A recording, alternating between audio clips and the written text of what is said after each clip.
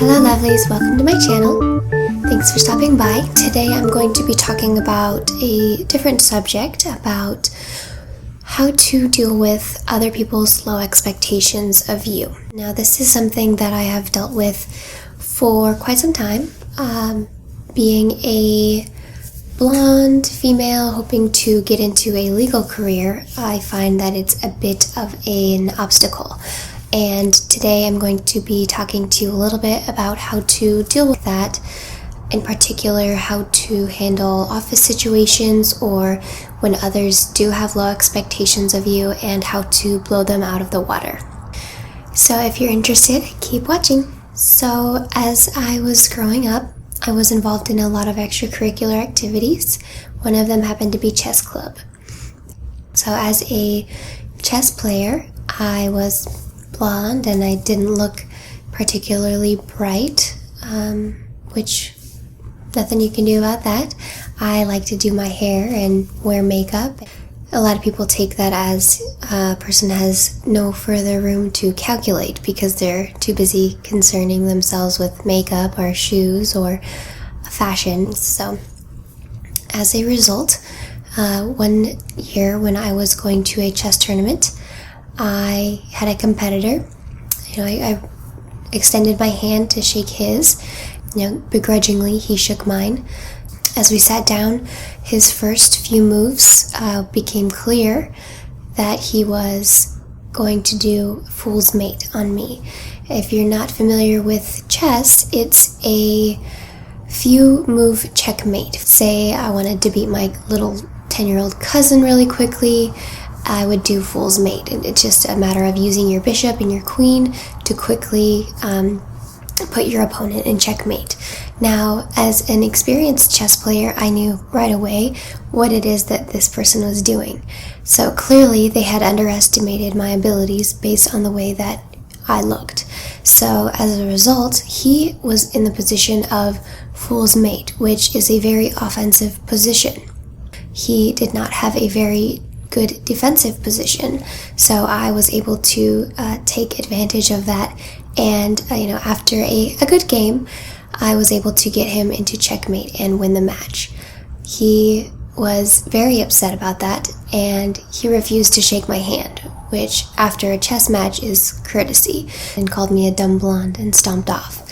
So I think this is an excellent example of how to take advantage of other people's expectations of you. If they underestimate you, let them, because they will let their guard down.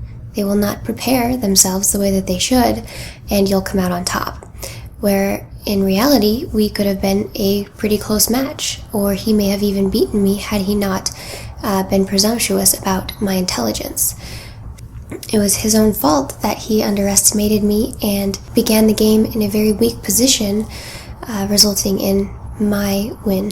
When it comes to real life situations, I find that being hot and bothered about other people's view of you is really a waste. For me, my confidence comes from makeup on my face, my hair done. I am the most confident that way. If you are the most confident in any other way, do that. Do what it is that makes you the most comfortable, because when you're the most comfortable, you're the most confident, you're in the best position to give an accurate depiction of who it is that you can be. If you're constantly concerned about your hair or your shoes or how uncomfortable your clothes are, you're not going to be giving your best product. So do what works for you. One thing that you have to consider when you are expecting others to treat you fairly and not necessarily consider the way that you look as something to factor in to your intelligence, you have to give that same courtesy to others. I know a lot of people with tattoos or piercings or colored hair or crazy makeup, and I see other people judging them, and the responses that they get if they extend a polite hand, hold a door open, hold an intriguing or interesting conversation, other people are surprised, just as people are surprised when I'm able to do the same. you have to extend that courtesy to others and to allow them to make the impression with their personality and with their own intelligence and not necessarily the way that they look. Now, I'm sure you're thinking, poor you, your life is so hard. No, I don't think that it is. I think that there are obstacles that I have to overcome just as everyone else does. The way to do that is to just accept that other people have those low expectations or allow them to. There's nothing better than overcoming those bad expectations. I always enjoy when someone is surprised at the way that I can speak. That is very satisfying, and that doesn't have to do with how well I can dress.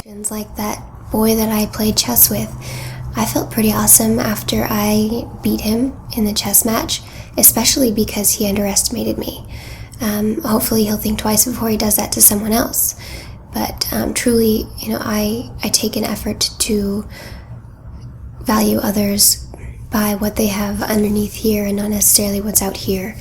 Not only do you want to make a good impression by being intelligent or precise, you want to leave a good impression in that you are a very courteous person. You do not rub their face in the fact that they underestimated you. That is a very courteous and classy thing to do, and people will remember you for that.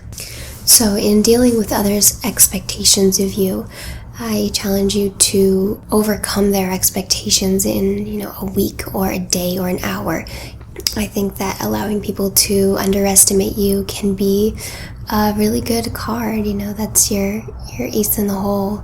That is the way that you can get ahead. People are thinking that you're the weak one in the pack, and you work silently and diligently, and before you know it, you're at the top, and they're wondering how you got so far ahead. Thank you for stopping by. Give me a like if you think I've deserved it, subscribe, or come back. Thanks for watching.